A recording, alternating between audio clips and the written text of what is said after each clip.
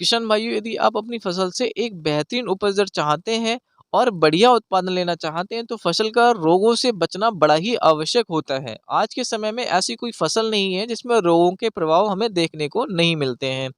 किसान भाइयों, रोगों की बात करूं तो रोग आपके दो प्रकार के होते हैं, एक फफूंदी जनित और दूसरे कीट जनित रोग। किसान भाइयों, आज की इस वीडियो में हम जानेंगे कि सरसों की फसल में हम इन रोगों की पहचान किस प्रकार से कर सकते हैं, क्योंकि किसान भाइयों यदि आप रोगों को अच्छी तरह से पहचान पाओगे तभी उनका एक अच्छा उपचार भी कर पाओगे। किसान भाइयों, आज की वीडियो को स्टार्ट करने से पहले आपसे एक विनती करना चाहूँगा कि यदि आपने अभी तक जो सरसों की पहली स्प्रे जो 20 से 25 दिन के अंतराल पर होती है उसकी जानकारी चाहिए तो ऊपर आई बटन से देख सकते हैं, और सरसों की प्रजातियों के बारे में भी मैंने वीडियो डाल रखी हुई है, चाहे तो आप चैनल पर जाकर देख सकते हैं। किसान भाइयों, यदि मेरे द्वारा कही गई बातें आपको अच्छी लगी हो तो चैनल को सब्सक्राइब करके जरूर जाना। तो चलिए किसान भाइयों, हम वीडियो स्टार्ट करते हैं।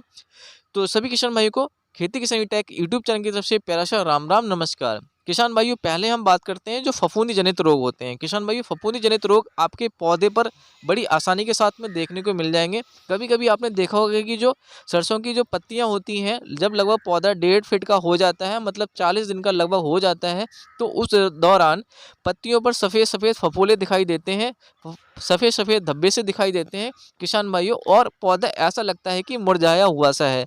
किसान भाइयों, यह एक फफूंद जनित रोग है जिसे हम सफ़ेद धब्बों वाला रोग कहते हैं। किसान भाइयों, इसके अलावा एक रोग आपने और देखा होगा, जैसे कि आप इसमें भी देख पा रहे हो, सफ़ेद पत्तियां कुछ इस प्रकार से पड़ जाती हैं, बाद में ये पत्तियां पीली भी पड़ जाती हैं और पौधा एकदम बेजान सा लगता है। किसान भाई, इसके अलावा दूसरा रोग होता है तना सफ़ेद रोग, सफ़ेद तना रोग, जिसमें क्या होता है, जो तना होता है सरसों का, उस पे सफ़ेद चकत्ते पड़ जाते हैं, धब्बे पड़ जाते हैं, और वह सफ़ेद मतलब वहाँ पर उसके बाद जो ऊपर का जो पौधा होता है सफ़ेद भाग से ऊपर का, वह एकदम मुर्झा सा जाता है। तो किसान भाइयों, इन रोगों का प्रभाव इतना अधिक होता है कि हमें उत्पादन में अच्छी खासी गिरावट देखने को मिल जाती है। किसान भाइयों, यह जो दोनों रोग होते हैं आपके फफूंद जनित रोग होते हैं। मतलब अगर आप एक अच्छा फंगिसाइड का प्रयोग स्प्रे के रूप में करते हैं तो इनसे हम अपनी फसल को मतलब सस्ती लागत में भी बचा सकते हैं। किसान भाइयों, अगर हम फंगिसाइड की बात करें तो किसान भाइयों, आपने लगभग 2 बार फंगिसाइड का इस्तेमाल करना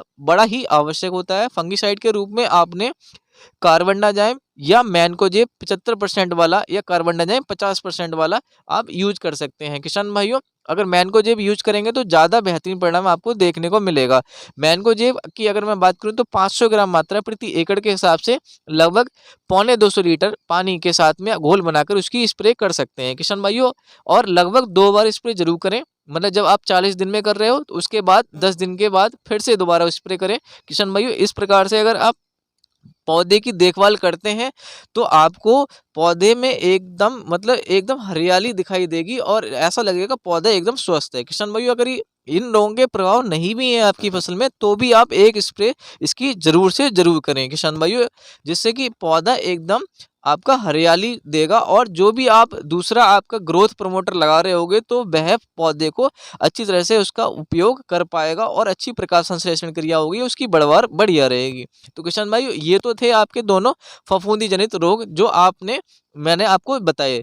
इसके अलावा दूसरा आता है किसान भाइयों कीट जनित रोग। कीट जनित रोग की बात करूं तो लाही यानी सरसों की खेती में माहू का प्रकोप बहुत अधिक देखने को मिलता है, और ये जो प्रकोप है लगभग दिसंबर से जनवरी के बीच में आपको निश्चित ही दिखाई देगा, जब ठंड बढ़ जाती है या बादल घिर जाते हैं। तो किसान भाइयों, इस दौरान आपने क्या करना है, मैं आपको 2 तरह के बचाव दूंगा, आप कोई से भी वहां पर प्रयोग कर सकते हैं। किसान भाइयों, यह कीट जनित रोग होता है जो छोटी छोटी मक्खियों के रूप में या छोटे छोटे बहुत छोटे छोटे कीट होते हैं जो पौधे के फूल पर आ जाते हैं और उसमें से सारा रस चूस लेते हैं। किसान भाइयों, जब उससे सारा रस चूस लेंगे तो जो आपका पौधा है उसकी ग्रोथ रुक जाती है, और जो मतलब फलियां आने वाली होती हैं उनको भी खाकर ये नष्ट कर देता है।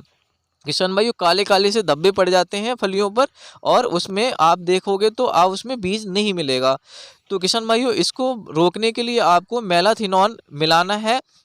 ये आपका 50% ईसी वाला होना चाहिए। किसान भाइयों, आप किसी भी कंपनी का ले सकते हैं, वह आप पर निर्भर करता है। किसान भाइयों, मेलाथिनॉन आप लेंगे और उसकी स्प्रे लगभग 500 ml मतलब आधा लीटर मतलब 1 एकड़ खेत के लिए पर्याप्त होता है। पानी की मात्रा आप वही पौने 200 लीटर लीजिए, चाहे तो साथ में दोनों को मिलाकर भी स्प्रे कर सकते हैं। मतलब जो आपने फंगिसाइड लिया और आपका ये आपका कीटनाशक लिया किसान भाइयों, मगर दोनों के घोल अलग-अलग होने चाहिए। किसान भाइयों, यदि आप यह वाला तरीका नहीं अपनाते हो तो मैं आपको एक जैविक तरीका भी बताता हूँ। तो आपने नीम का तेल लेना है और जो आपकी 16 लीटर वाली टंकी आती है, लगभग उसमें 20 ml नीम के तेल से स्प्रे कर दें। वैसे किसान भाइयों, जो जैविक तरीका है ये है कि जो आपका इंसेक्टिसाइड बताया मैंने, उससे थोड़ा इसका असर कम देखने को मिलेगा। तो बेहतर होगा आप जैविक तरीके पर ना जाएं, उसी पर जाएं जो मैंने आपको मेलाथीनॉन बताया था। किसान भाई, उम्मीद करता हूं जो मैंने आज आपको वीडियो में जानकारी दी वह निश्चित ही आपको पसंद आई होगी, और अगर पसंद आई है तो प्लीज़ अपने खेती किसानी टेक चैनल को सब्सक्राइब जरूर करेंगे। फिर मिलेंगे नई वीडियो में, तब तक के लिए जय हिंद, जय भारत, धन्यवाद।